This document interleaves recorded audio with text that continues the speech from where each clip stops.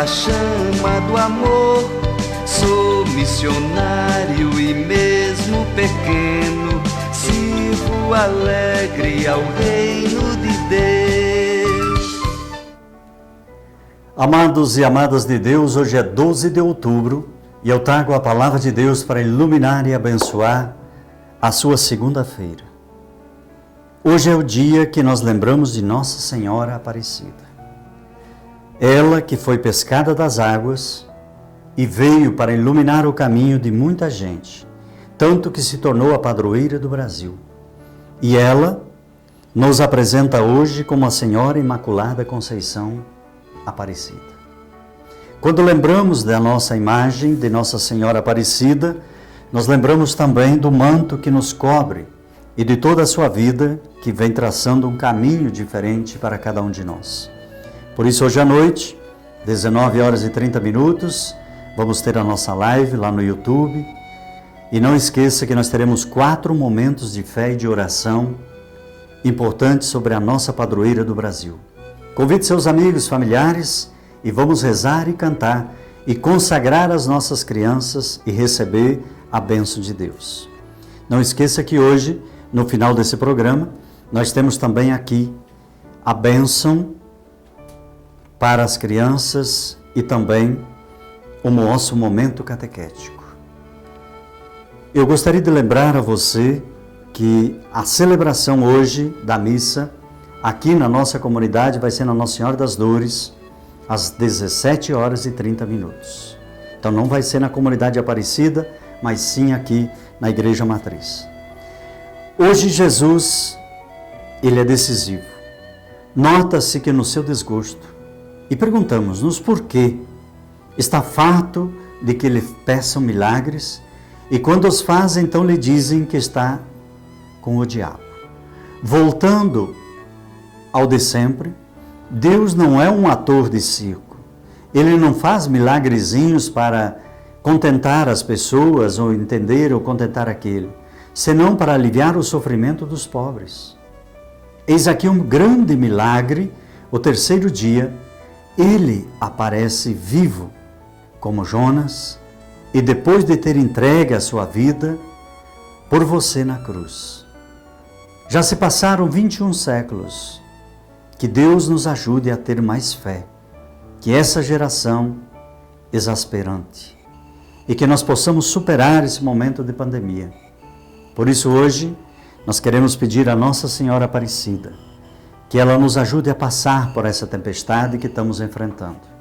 Por isso eu convido você a tomar o seu Evangelho e juntos vamos pegar o Evangelho de Lucas, lá no capítulo 11, versículos 29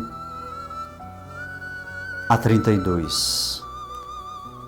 Se nós olharmos um pouquinho, nós podemos entender também que o Evangelho de hoje, trazido por algumas edições, é exatamente o outro, esse aqui, que eu vou dizer para você e nós vamos tomar ele agora. É João, capítulo 2, versículos 1 a 2. Diz assim: 3 dias depois, houve um casamento em Caná da Galileia, e aí estava a mãe de Jesus. Também Jesus foi convidado para o casamento, junto com seus discípulos. Faltou o vinho, e a mãe de Jesus lhe disse: eles não têm mais vinho. Jesus olhou e disse: mulher, o que temos a ver com isso? Minha hora ainda não chegou. A mãe de Jesus disse aos que estavam servindo: façam tudo o que ele vos disser. Tinha sido deixados 6 jarros de pedra, com cerca de 100 litros cada um, que serviam para a purificação dos judeus e costumavam fazer. Jesus disse aos que serviam: encham o jarro de água. E eles encheram até a borda. Depois Jesus disse: agora tirem e levem ao chefe da cerimônia. Eles assim o fizeram. E quando o chefe provou a água transformada em vinho, sem saber de onde vinha, os serventes sabiam, porque foram eles que tiraram a água. Chamou o noivo e disse: qualquer um serve primeiro o vinho bom, e quando os convidados estão embriagados, serve o menos bom. Você, porém, guardou o vinho bom até agora. Quando olhamos para esse princípio dos milagres que Jesus começa a fazer e realizar, nós observamos a presença da mãe, a humildade e que ela apresenta. Por isso nós precisamos aprender, muitas vezes, olhando os exemplos que temos dentro da nossa casa. Hoje ainda existem aqueles que duvidam e percebem de que o sinal de Deus ainda está longe, andam equivocado, exigem coisas que não podem, com um coração duro, egoísta, e que somente esperam em Deus com êxito pessoal, ajuda necessária para tornar um absoluto próprio eu. E quando isso acontece, nós precisamos entender e olhar para essa parábola de hoje e entender que sempre a mãe está presente e ela vê as necessidades do filho. E quando ela olha e percebe o que estava acontecendo naquele casamento, ela manda que sirvam. E ao servir, eles percebem então de uma coisa importante, que ela diz: façam tudo o que ele vos disser. E veja que serviram ali o melhor vinho e experimentaram da graça de Deus e puderam sentir com absoluto sentido de que realmente ele era o Filho de Deus. Por isso Maria é a mãe da igreja. Maria é a mãe de todos os que sinceramente aceitam a palavra de Deus e procuram alegremente pô-la em prática como seus filhos. A elevação que a Virgem atinge na fé, mediante a escuta da prática da palavra de Deus, converte-a num claro exemplo de fé para os discípulos de Cristo. A figura de Maria ensina-nos a acreditar na palavra de Deus, ouvi-la e praticá-la. Pressupõe uma mudança radical da nossa vida diária. Convido você agora ao nosso momento catequético e nós vamos agora estudar um pouquinho mais sobre o livro de Lucas. Vamos à introdução. É certo de que Lucas não fez parte do grupo dos 12 apóstolos. Supõe que ele seja um dos 72 discípulos enviados em missão. Você vai encontrar em Lucas 10, 20. Lucas é mencionado nas viagens de Paulo. Aparece como uma espécie de secretário, amigo e companheiro de Paulo. É comum a ideia de que Lucas tenha sido médico, e esta afirmação encontra veracidade nos relatos de milagres, em que Lucas dá detalhes sobre as doenças quando ocorrem os milagres. Lucas é atribuído também à autoria do livro do Atos dos Apóstolos. Exclusividade de Lucas.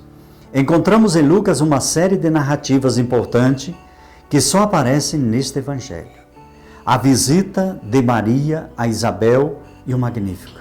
Lucas 1, 39 e 56. A apresentação de Jesus no templo. Lucas 2, 22 e 24. A missão dos 72 discípulos. Lucas 10, 1. A parábola do bom samaritano. Lucas 10, 29 e 37. A parábola do filho pródigo. Lucas 15, 11 e 32. A parábola do fariseu e o publicano. Lucas 18, 9 e 13. A visita a Zaqueu. Lucas 19, 1 a 10. Os discípulos de Emaús. Lucas 24, 13 e 35. É próprio ainda de Lucas as temáticas teológicas da misericórdia, da ênfase do feminino, salientando o protagonismo das mulheres. No universalismo da salvação, ele dá ênfase à presença do Espírito Santo, da oração. Algo que se notar também no Evangelho de Lucas é o itinerário que Jesus faz da Galileia até Jerusalém, percorrendo assim uma caminhada dinâmica e crescente que começa na Galileia e se desenvolve aos poucos nesse caminho para Jerusalém até terminar em Jerusalém. Convido você agora a chamar as suas crianças, se aproximarem e receberem a bênção de Deus nesse dia de hoje. Por isso você, mamãe, você viu que no Evangelho de hoje Maria ficava atento a tudo o que se passava com seu filho.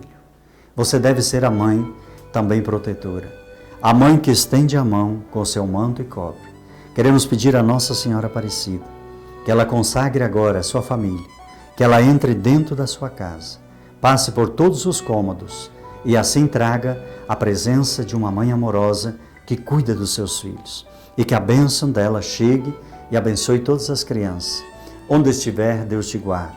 Onde andar, Deus te guie. O que decidir, Deus te ilumine e por toda a vida Deus te proteja e te abençoe. Em nome do Pai, do Filho e do Espírito Santo. Amém. Que Deus abençoe você Lembrando hoje, 19h30, a nossa live, não perca.